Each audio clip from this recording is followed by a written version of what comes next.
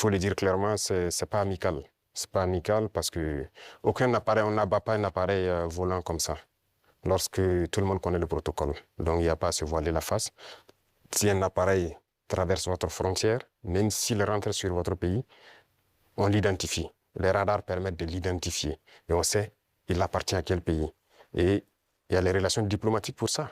On contacte l'ambassade et il y a des attachés de défense, il y a beaucoup de mécanismes. On les contacte et ils peuvent confirmer si c'est leur appareil ou pas, s'il est sur le territoire par, voilà, peut-être qu'il a besoin d'aide ou bien il a perdu, voilà, l'orientation et tout ça.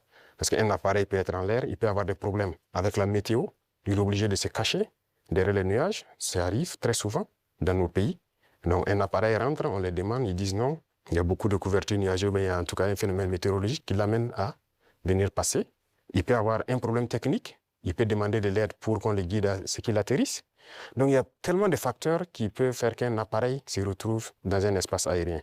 On n'abat pas un appareil systématiquement. Le cas est arrivé avec nous.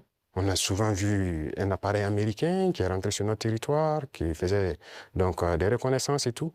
On n'a pas abattu l'appareil. On a pris le soin de contacter l'ambassade américaine, qui ont pris quelques minutes, ils nous ont confirmé que c'est leur appareil et ils ont dégagé l'espace. Donc, on n'abat pas un appareil systématiquement. Donc, c'est un acte délibéré, inamical d'abattre l'appareil et c'est regrettable. Mais si je comprends bien, vous ne fermez pas la porte au dialogue quand même.